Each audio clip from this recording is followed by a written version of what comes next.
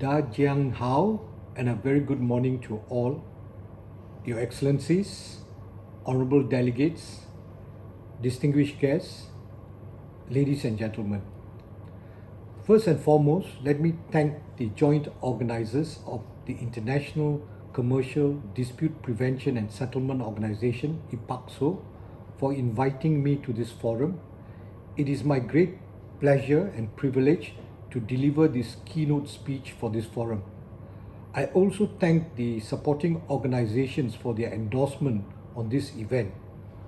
On behalf of the Asian Institute of Alternate Dispute Resolution, AIADR, I would like to extend my warmest welcome to all present at the opening of the Risk, Challenges and Legal Service Protection of the International Commercial Law in the Post-Pandemic Era Symposium 2021.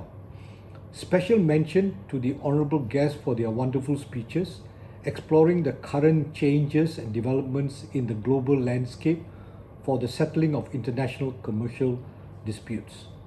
Ladies and gentlemen, I was captivated by the work of IPASO had actuated amidst the pandemic of COVID-19. My cordial wishes for the huge success of this groundbreaking platform. I also express my warm welcome to the team of the forum on risk, challenges, and legal service protection of the international commercial law in the post-pandemic era. As the pandemic, which has drastically affected the legal fraternity, seems to be unwavering, I had realized the importance of streamlining the progress of settling international commercial disputes. In an attempt to resolve the backlog of cases, asides assisting disputing parties in achieving amicable settlement, virtual hearings, e-filings, e-case management, and the manner of dealing matters remotely are promoted hand in hand with new legal facilities to accommodate the overwhelming need for legal help.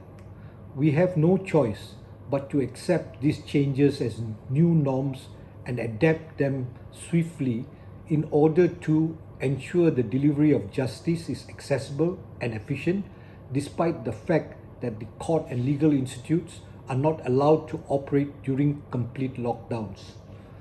Although such digital transformation in the legal industry is not strange to us, the parties in alternative dispute resolution can decide freely their preferences as when and not utilize digital technologies in resolving their disputes as compared to compulsory direction given by the court to use digital technologies in litigation. However, with the implementation of various social distance instructions and lockdowns to manage pandemic risks, the use of technology both in litigation and alternate dispute resolution has been greatly accepted sooner than expected, irregardless whether it's desired or not. Such massive changes have brought enormous benefits for resolving disputes, particularly the international commercial disputes, where parties of different nationalities situated in different countries can settle disputes remotely. For instance, the digital technology provides convenience to the parties, saves parties' times and money, and fosters greater flexibility. Not to mention the artificial intelligence technology, AI, which helps to collect data in litigation and arbitration, can effectively save costs and select the best arbitrator who meets the parties' needs. Having said that, the increased innovative technologies such as big data and AI appears to place public privacy and data protection at stake if it is not subject to close scrutiny and vigorous control. Indeed, the cybersecurity law restricts data from being used beyond its original purposes, and it is obligatory to obtain the user's consent for data portability. However, if one vaguely states that data collection would abide by market rules without convincing evidence or evident action, it remains questionable whether the method of data collection and the usage of personal data is meeting the standard of cybersecurity law and complying with the standard laid down in the Data Protection Regulation GDPR, more often than not, excessive personal data are being collected without prior consent, and the storage of the said data is prone to cyber attack. To make matters worse, if we fail to address the issue of cybersecurity risks, sensitive data and trade secrets may fall into the hands of unscrupulous individuals who are likely to sell the data. As a result of data leak, the affected parties will end up being vulnerable to cyber attack and suffer severe economic loss, thereby determining or undermining the public confidence which is placed upon our profession. Thus, we should aim to adopt a higher legal protection standards for data collection and ensure that our cybersecurity law is always in line with the requirements of GDPR. Most importantly, whilst carrying out the international commercial activities or international litigation activities, data security and storage issues should be dealt with the help of international private law to secure international guarantees. In addition, in order to resolve the escalating international commercial disputes in the post-pandemic era, it is encouraged that everyone should come together, be it regular international commercial arbitration or mediation exchanges or seminars, to vigorously build a platform for international exchanges and cooperation, as well as for gaining a better understanding of international substantive law and procedural law, so as to smoothen the international arbitration process. Further, in an effort to tackle the risk challenges of international commercial arbitration in the post-pandemic era, China has established its one-stop dispute resolution platform for its international commercial court and is determined to make perfect in serving its purpose. Also, apart from online services provided to streamline the litigation process, the International Commercial Court provides enforcement for international commercial mediation in the form of mediation agreements or court decisions. Following the implementation of the Belt and Road Initiative, they have even put forward a well-established foreign commercial arbitration institutions and commercial mediation institutions to allow them to join the platform to get together to deliver an efficient, convenient, and fair legal services. For this, credit must be given to them for their effort to promote international exchanges and cooperation in the midst of the pandemic. The benefit of ICDPASO's rules are threefold. First, it is accepted by the parties. Second, it is expeditious and lasting for its finality.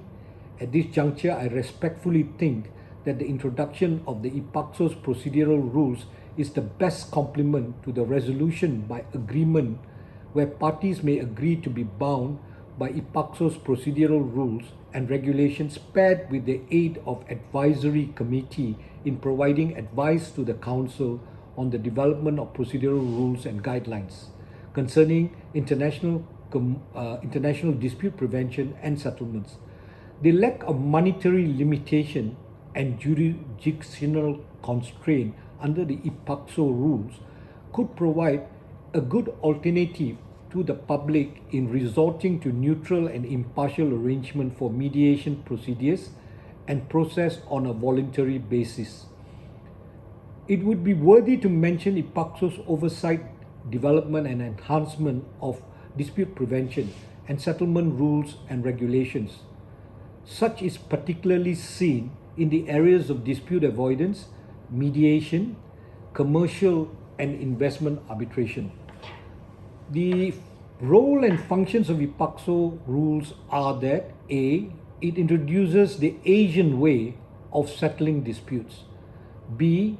Look and advise on operational models, processing and other matters in ICDPASO concerning the scope of business responsibilities in general. C. implement new rules from time to time. D, serves as a resource for all considerations in internal rules and regulations and planning, as well as the form and function for the handling of various dispute mechanisms. And E, form committees as well as task groups to carry out the deed. Such rules are of course subject to the rules of international commercial arbitration of the International Commercial Dispute Prevention and Settlement, which, acting as a fail-safe if any rules should conflict, a provision of law would apply.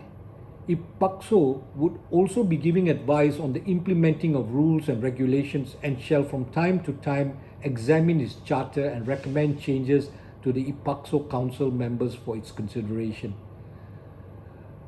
Capacity building is crucial to the success of risk challenges and legal services protection in international commercial law forums. Institutions like AIADR would play an important part as the knowledge database in providing affordable and accessible courses and trainings to public and prospective mediators outside the purview of the local mediation center. The initiative on capacity building by AIADR is most welcomed, and I hope that it would bridge the gap in the lack of comprehension amongst the public regarding the application and effectiveness of mediation as a viable resort for alternative dispute resolution.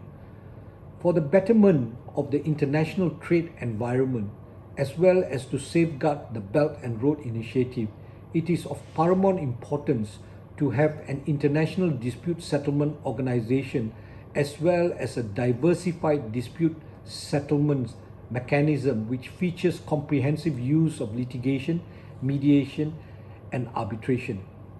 Now, to put things in motion, after 4 years of solid effort, the China Council for the Promotion of International Trade, CCPIT, has successfully facilitated the establishment of ICDPASO.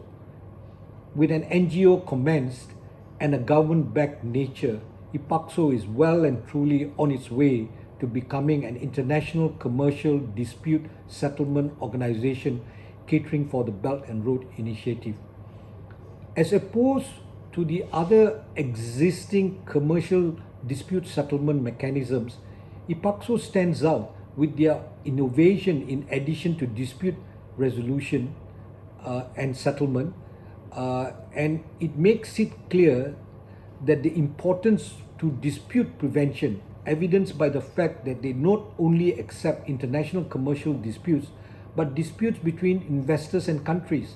Aside from arbitration, the role of mediation is also deeply valued in ICDPASO. The naming of ICDPASO is synonymous to that of its service scope in that it not only has an international perspective but also shines focus on commercial disputes. The China Council for the Promotion of Trade, International Trade, CCPIT, opts out of the usage of the expression of Belt and Road simply because ICDPASO is made to resolve disputes based on but not limited to disputes from countries covered under the Belt and Road. ICDPASO further provides dispute settlement services, namely arbitration and mediation, whilst highlighting dispute prevention, thus coining the name International Commercial Dispute Prevention and Settlement Organization.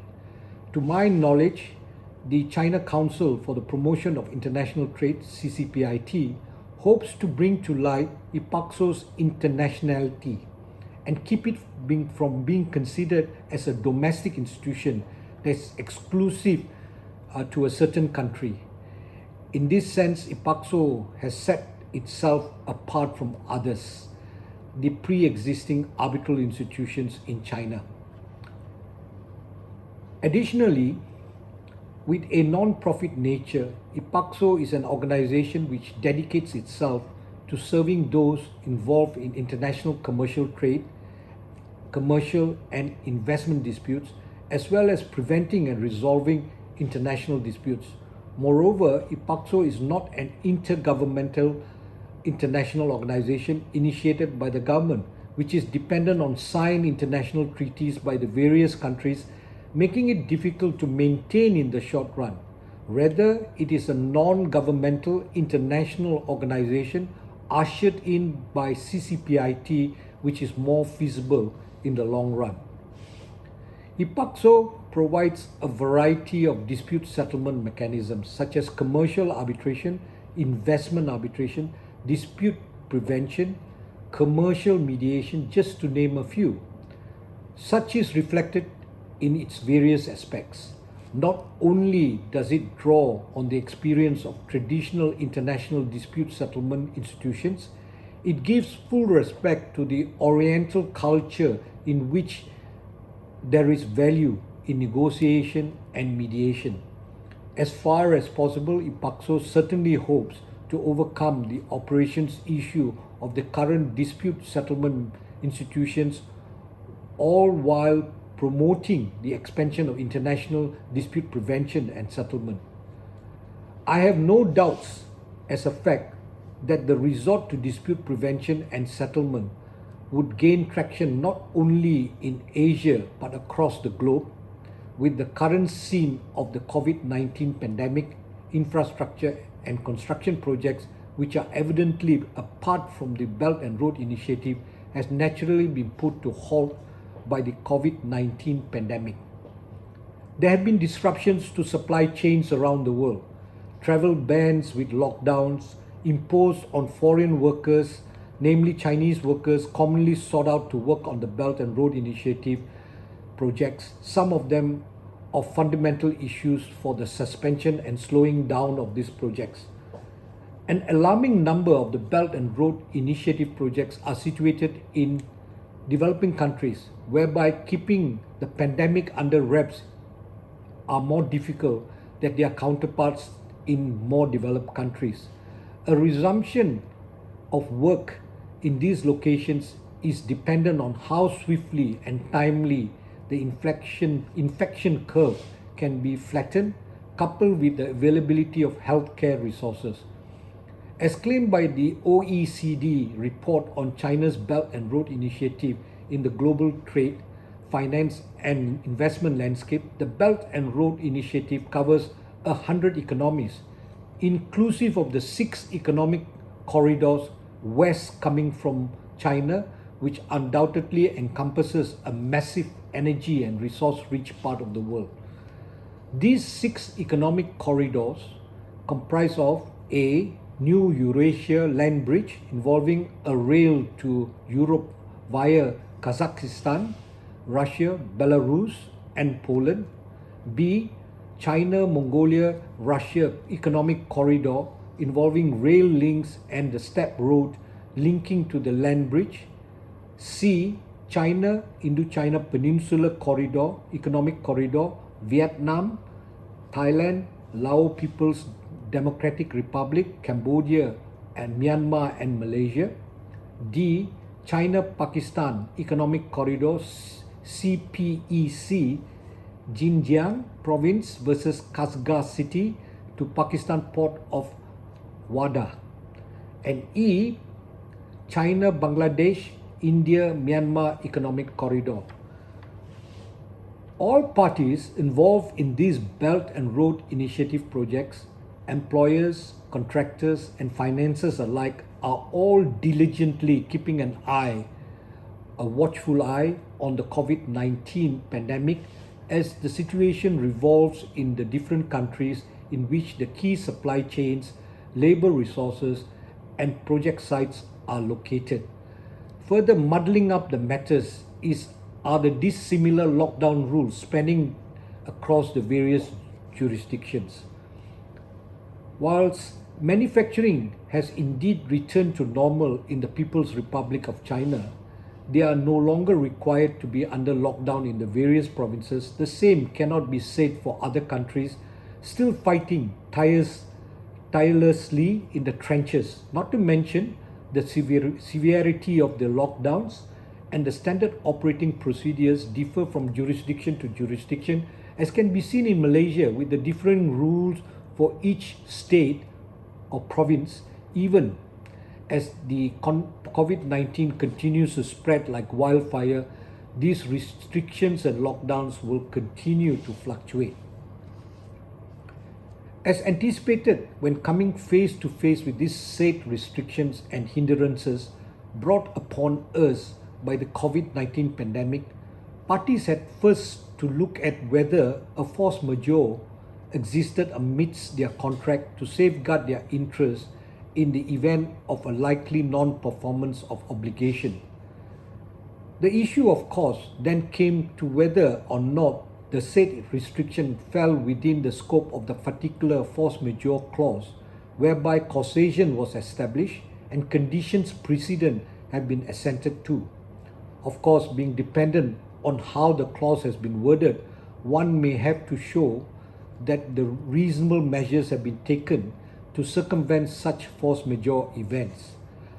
Likewise, in the Chinese market, to protect Chinese companies and to help resolving contentions with foreign partners, the CCPIT, a quasi-governmental body since February 2020, had supplied thousands of force majeure certificates to companies situated in the People's Republic of China.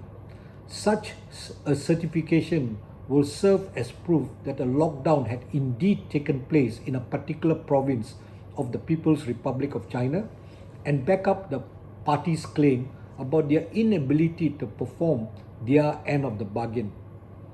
However, the merit of such force majeure certificates is unlikely to carry much significance outside the People's Republic of China. This is particularly evident in common law jurisdictions, where there is no enforcement of the doctrine of force majeure, and force majeure is a formation of a contract. Force majeure would then be subject to the exact drafting of the contract in question, and the mere provision of a force majeure certificate might possibly be insufficient to offer them such rights. As has been made clear recently, the People's Supreme Court of China has divulged in a guiding opinion on the proper handling of civil cases involving the novel coronavirus breakout in accordance with the law. Such contains directions to the lowest court on the more habitual issues that have come out from the COVID-19 pandemic, including force majeure claims, along with disputes of a contract attributed to performance. It is without a doubt that the long-term effects of the COVID-19 on the Belt and Road Initiative are alarming and concerning. Many projects have unfortunately had trouble getting started due to the lack of pecuniary resources. A pronounced source of funding for the Belt and Road includes the Chinese Development Banks, the Silk Road Fund, the Asian Infrastructure Bank, as well as the New Development Bank. We have yet to see if the said Chinese development banks are capable or willing to finance particular Belt and Road Initiative projects, as the long-term profit projections that have been compromised, severely compromised. Projects that have been undergoing the pandemic now require rescheduling, as important streams cannot be accessed based on the pre-existing scheduling. Moreover, if parties are looking to lean on force majeure clauses to soften the impact of COVID-19 and government restrictions, they can also look at contractual termination as a commercial solution. An even bigger issue now is whether or not pre-arranged Belt and Road Initiative projects would be able to be fulfilled given the current state of the economic climate. Case in point, it had been reported lately that almost 7 years after the formation of the China-Pakistan Economic Corridor, only less than 1/3 of their reported projects have been successfully come to fruition. As such, with the feasibility of financing for the Belt and Road Initiative projects already posing a threat, and Chinese capital is expected to mobilize to first meet its domestic needs, COVID-19 as well as the economic slowdown that it has introduced will only be a further setback and may be a death knell for some of the Belt and Road Initiative projects. As I have mentioned briefly before, mirrored with the International Center for the Settlement of Investment Disputes, the Intergovernmental International Organization, IPASO, is of a non-governmental nature and is likely to be more impartial and more likely to acquire the faith of commercial entities. The CCPIT, being the backing foundation for the IPASO, is also a non-governmental organization which carries support from the government. Regardless of the fact that CCPIT provides talent resources and operation for the functioning of IPASO, it will not encroach with the specific and daily affairs of IPASO. Not forgetting, IPASO may charge a fee for the cases they come by, but such is not for the purposes of profit making, but merely for self-development purposes. Further elaborating, the rules and principles of IPASO are of international nature, which allows them to squash any concerns in the existing Chinese laws. There are a few disparities between China's arbitration system and the international arbitration system. Regardless, IPASO is able to modify their arbitration rules by way of absorbing international arbitration rules. As an addition, parties have the autonomy to choose whether or not they want to resolve their disagreements in Chinese, English, or in any language permissible, subsequently encouraging legal practitioners from various legal systems. Now, IPASO also turns its attention to the needs of developing countries to better the impartiality of the dispute settlement mechanism. Presently, the international investment arbitration focus more on defending the equity of foreign investors while ignoring the reality of the situation in individual host country, in particularly the developing ones. In the light of such, IPASO will then engage a larger number of mediators, arbitrators and council members in order to have a greater say in resolving disputes concerning developing countries. IPASO will also be carrying out the arduous task, all the while strategically putting to use the prevention and mediation tools to bring stability to the parties' interests while ensuring a just and fair result. It is important to know that in an investment and commercial arbitration, IPASO has started an additional appellate body so to minimize the disadvantageous effect of an arbitrator's personal factors on the arbitration results. This goes to show the emphasis on impartiality that is on par with the interests of the public.